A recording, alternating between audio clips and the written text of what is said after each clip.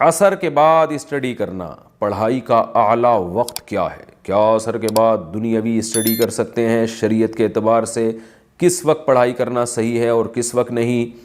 ایثار صاحب انڈیا سے، دیکھیں عصر کے بعد بھی آپ اسٹڈی کر سکتے ہیں، دنیاوی بھی دینی بھی۔ تو ہونا یہ چاہیے کہ آپ فجر اور عصر کے بعد ذکر کا معمول بنائیں، کیونکہ یہ سنت ہے، آپ صلی اللہ علیہ وسلم کی بہت زیادہ ترغیب ہے۔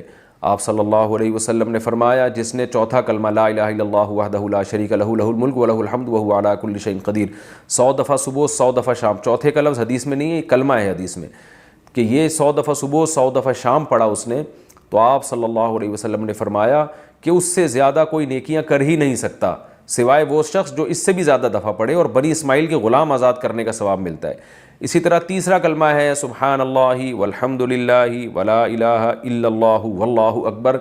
آپ صلی اللہ علیہ وسلم نے فرمایا یہ کلمات ایسے پیارے کلمات ہیں کہ سورج ان سے زیادہ اچھے کلمات پر طلوع ہی نہیں ہوتا، وہ کما قال صلی اللہ علیہ وسلم۔ تو صبح اور شام نا، فجر کے بعد اور عصر کے بعد ذکر کا یا درود شریف کا معمول بنانا چاہیے، استغفار کا، لیکن اسٹڈی کرنا بھی جائز ہے، تھوڑی دیر ذکر میں لگتے ہیں، تسبیح میں لگتا ہے، اس کے بعد آپ اپنی پڑھائی کریں۔